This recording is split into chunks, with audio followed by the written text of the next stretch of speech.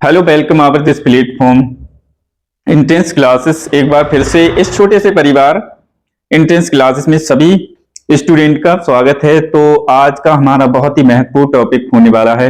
आज हम डिस्कस करेंगे कि केबीएस और जवाहर नवोदय विद्यालय में क्या अंतर है, क्या डिफरेंस है, क्या फर्क है, इसके बारे में आज हम चर्चा करेंगे। तो ये वीडियो बच्चों के लिए तो है ही महत्वपूर्ण, ये वीडियो खासकर पेरेंट्स के लिए ज्यादा महत्वपूर्ण है। क्यों है? क्योंकि आपके जो बच्चे हैं वो इतना यहाँ पर इस एज में इतना मेच्योर नहीं हो पाते हैं जो इस बात को अच्छे से समझ सके। तो पेरेंट्स के लिए ज्यादा महत्वपूर्ण है। तो पेरेंट्स इसे खासकर देखें क्योंकि पेरेंट्स के लिए ये ज्यादा महत्वपूर्ण है। तो सबसे पहले हम इनके बीच में डिफरेंस जानते हैं। केंद्रीय विद्यालय और जवाहर नवोदय विद्यालय में क्या फर्क होता है, आज बहुत सारे छोटे छोटे बिंदुओं पर आज हम बात करेंगे। इनमें रिजर्वेशन की बात करेंगे, किनको रिजर्वेशन दिया गया है, गर्ल्स के लिए क्या रिजर्वेशन रखा गया है और गवर्नमेंट एम्प्लॉय के लिए किसमें रिजर्वेशन रखा गया है। तो इन्हीं छोटे छोटे पॉइंट्स पर आज हम डिस्कस करेंगे।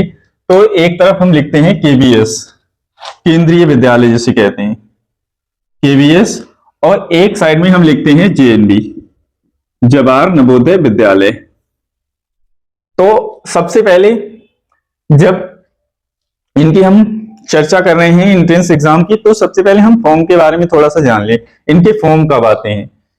केबीएस के जो फॉर्म है, एक हमारा छोटा सा पॉइंट रहेगा, ये केबीएस के जो फॉर्म है, फॉर्म ये आते हैं फरवरी टू मार्च। अब इनकी यहां पर एग्जैक्ट डेट नहीं होती है कि जैसे फरवरी में आएंगे या फिर मार्च में आएंगे, इनकी कोई एग्जैक्ट डेट नहीं होती है, ये तारीख कोई एग्जैक्ट नहीं होती है। तो समथिंग इन्हीं में मंथ में आ जाते हैं इनके फॉर्म। और इनके जो फॉर्म हैं जून और जुलाई के समथिंग आते हैं।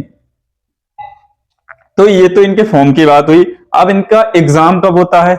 एग्जाम की भी इनकी कोई एग्जैक्ट डेट नहीं होती है, कोई एग्जैक्ट तारीख नहीं होती है। इनके फॉर्म फिल होने के बाद आपको समथिंग 5 से 6 मंथ मिलते हैं प्रिपरेशन के। इसमें भी सेम यही प्रोसेस होता है, 5 to 6 मंथ। ये स्टूडेंट के लिए काफी पर्याप्त समय होता है जिसमें वो अच्छी से अपनी प्रिपरेशन कर सकता है। तो ये तो इसके फॉर्म की बात हुई।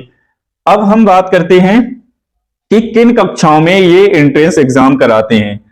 तो अगर हम इसकी बात करें केबीएस की, तो केबीएस जो है हमारा, ये कक्षा 1 से 12 तक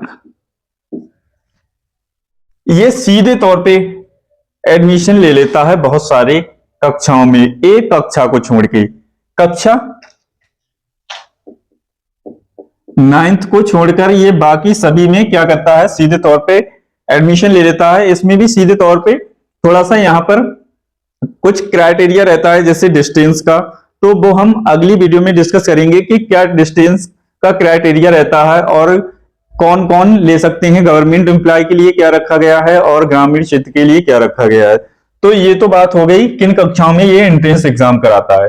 और इसमें अगर हम बात करें एंट्रेंस एग्जाम की, तो ये जो है ये कराता है कक्षा 6 से 9 तक, 9th। कक्षा 6 से 9 तक ये एंट्रेंस एग्जाम लेता है। एक लेता है जब आप क्लास 5 कंप्लीट कर चुके होते हैं तब लेता है, फिर आप क्लास 8 कंप्लीट कर चुके होते हैं फिर 9th में लेता है। ये तो हो गया इसका कि किन कक्षाओं में ये एंट्रेंस एग्जाम लेते हैं। अब अगर हम इनकी रिजर्वेशन की बात करें कि ये किन के लिए रिजर्वेशन देते हैं, तो हम अगर इसमें बात करें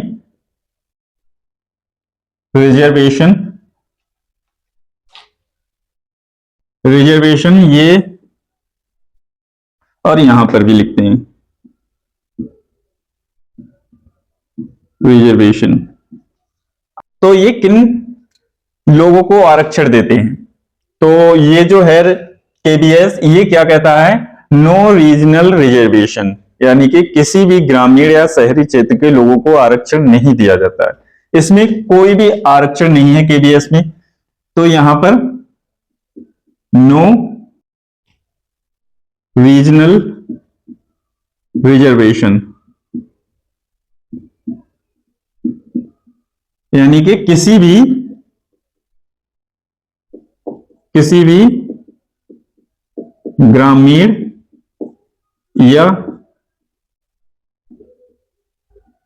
शहरी क्षेत्र में कोई भी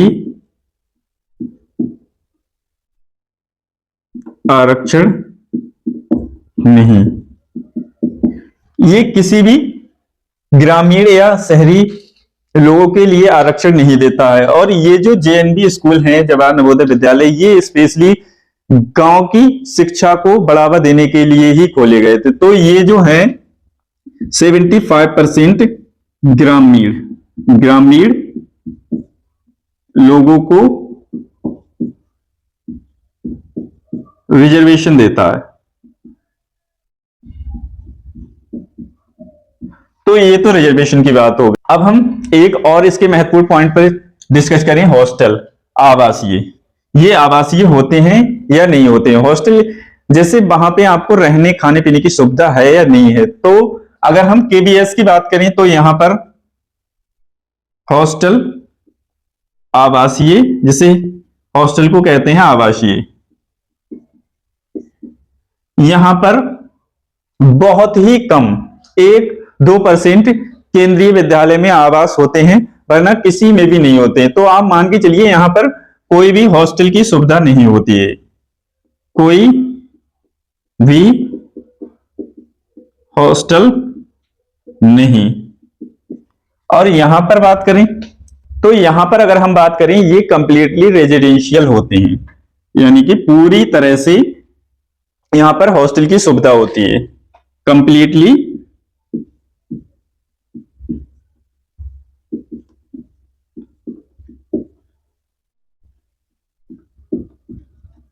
ये पूरी तरह से हॉस्टलाइज होते हैं।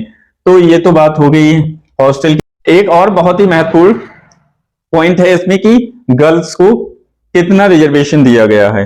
अगर हम केवीएस में बात करें तो 5वां हमारा पॉइंट क्या रहेगा कि गर्ल्स के लिए किस तरह से रिजर्वेशन दिया गया है। तो यहां पर सिंगल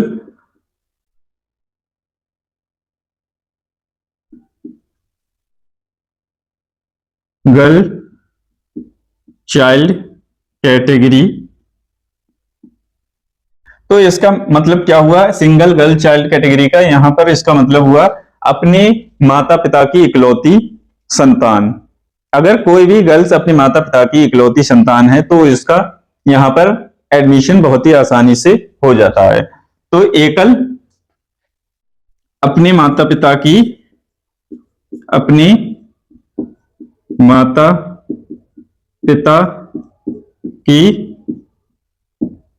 इकलौती संतान, अगर कोई भी गर्ल्स अपने माता पिता की इकलौती संतान है तो उसका यहां पर एडमिशन बहुत ही आसानी से हो जाता है।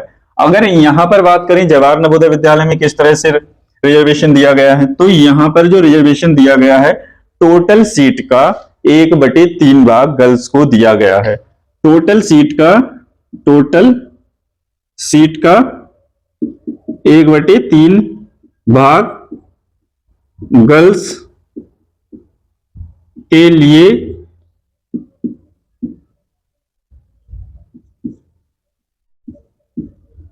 रिजर्व रखा गया है। यहां पर टोटल जो भी सीट होंगी उनको हम 3 से डिवाइड करेंगे, जो भी निकल के आएगा वो गर्ल्स के लिए रखा गया है।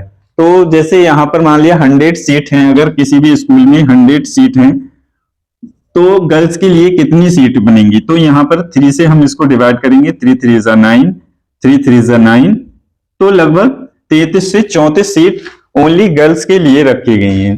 तो ये तो रिजर्वेशन की बात हुई। और ये जो स्कूल है जवाहर नवोदय विद्यालय, अगर हम बात करें इसमें कि सरकारी कर्मचारी के बच्चों के लिए किस तरह से रिजर्वेशन दिया गया है, तो यहां पर ये स्पेशली ग्रामीण के बच्चों की शिक्षा के लिए खोले गए थे। और ये जो है स्पेशली गवर्नमेंट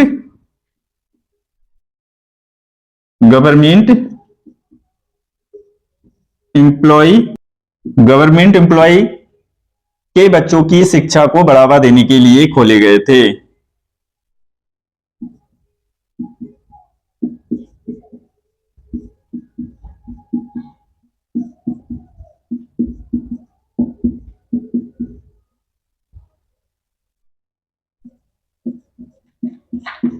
अगर हम बात करें कि ये किसके अंतर्गत आते हैं, ये केंद्रीय विद्यालय समिति के अंदर आते हैं और ये जवाहर नवोदय विद्यालय संगठन के अंदर काम करते। तो ये तो छोटा सा इसमें अंतर हुआ कि इनमें क्या फर्क होता है, इसके बारे में हमने जाना। तो नेक्स्ट वीडियो में हम आपको बताएंगे कि किस एज के बच्चे इस एंट्रेंस एग्जाम में बैठ सकते हैं और किन एज के बच्चे जवाहर नवोदय विद्यालय में बैठ सकते हैं। ये वीडियो थोड़ा सा बड़ा हो रहा है, इसलिए हम इसको यहीं पर समाप्त करते हैं। नेक्स्ट वीडियो में बहुत ही जल्दी इसके आगे कुछ महत्वपूर्ण पॉइंट हैं, उन पर हम डिस्कस करेंगे। तो तब तक के लिए थैंक यू। जय हिंद साथियों।